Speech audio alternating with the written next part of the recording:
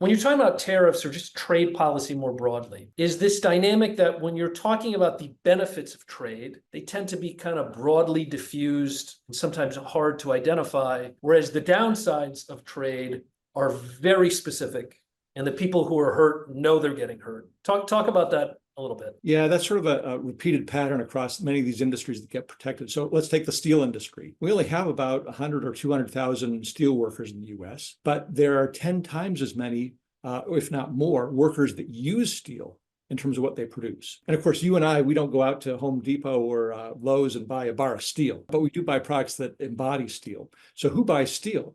Caterpillar, John Deere, GM, Ford, every state and local government's building a new bridge, they buy steel.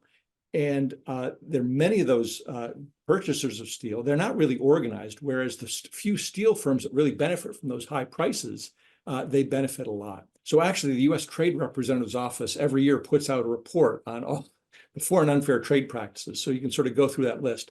It's usually not something that's sort of a big across the board, high tariffs, complete discrimination against the US. It's usually that in certain sectors that we might have an advantage in producing, they have high tariffs or buy local provisions. I mean, we're guilty of this too. We keep out foreign sugar, we keep out foreign steel, we have Buy America provisions in a lot of contracts and federal government procurement. Other countries do that too. And you might think that if we would both gain, if we could just ratchet down those barriers, we both benefit. And that's been sort of the point of trade negotiations in the past. So sometimes it does work out that the US threatens another country saying, you don't treat our goods fairly, and whether it's autos or steel or what have you, and we're going to hit you with higher tariffs unless you either get rid of those barriers or at least try to negotiate with us. And that's worked successfully with Japan in the past. It's worked successfully with Korea in the past. It's worked successfully with the European Union in the past.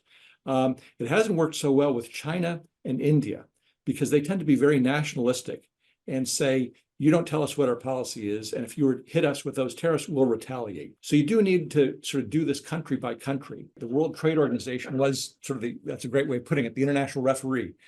We helped create it, we helped write the rules, but I think China's really changed the game in terms of whether it works well. The United States has had sort of two main complaints against the WTO. First of all, in interpreting the rules, they've seemed to be biased against the US in some sense. One can dispute that, but there have been cases where the US lost and hasn't given sort of due deference or flexibility to US policymakers. And that's why it was actually the Obama administration that began to temper our relationship with the WTO in terms of its judicial function of adjudicating trade disputes. But then there's no doubt that China does obey the rules as they're written for the WTO, but the problem is they engage a lot of a practice where the rules just don't apply.